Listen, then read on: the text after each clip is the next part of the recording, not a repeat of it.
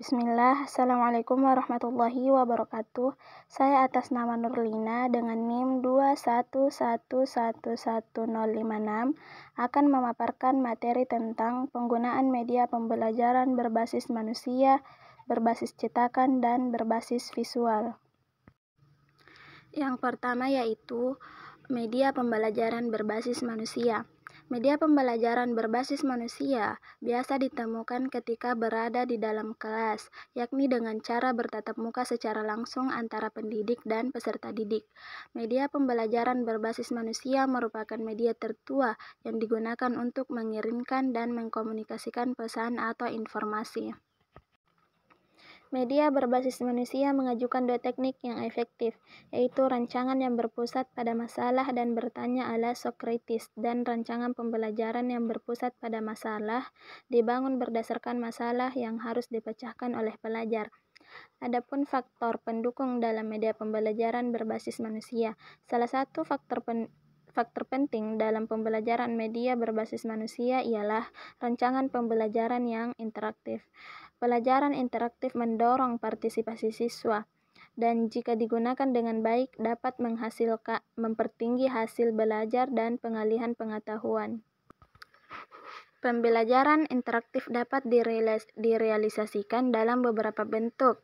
Yang pertama yaitu pembelajaran partisipatori, yang kedua pembelajaran main peran, yang ketiga pembelajaran kuis tim, keempat pembelajaran kooperatif, kelima debat terstruktur, yang keenam pembelajaran 99 detik.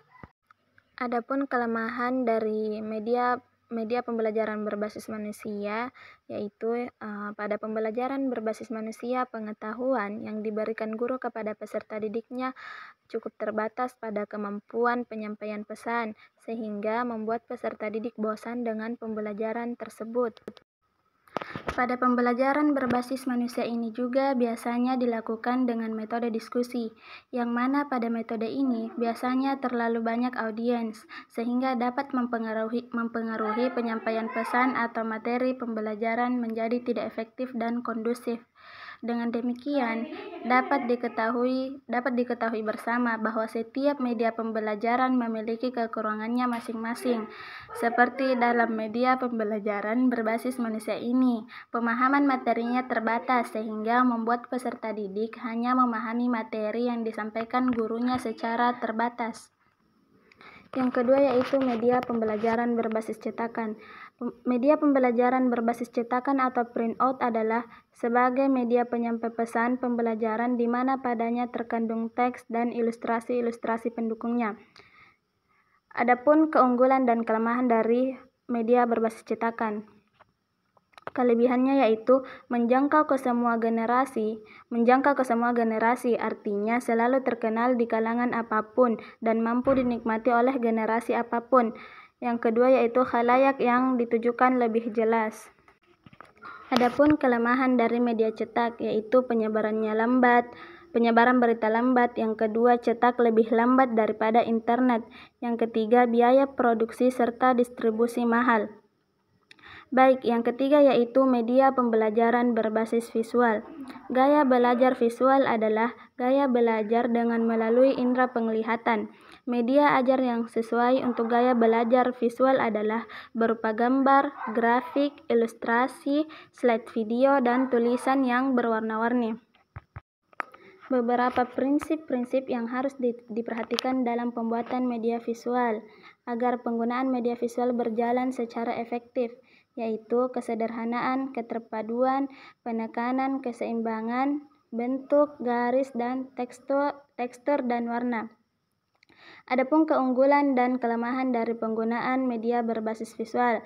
Keunggulannya itu dengan menggunakan media visual, siswa dapat melihat wujud konkret dari pembelajaran yang sedang dibahas, sehingga siswa lebih mudah memahami dan mengingat materi pembelajaran yang diajarkan oleh guru.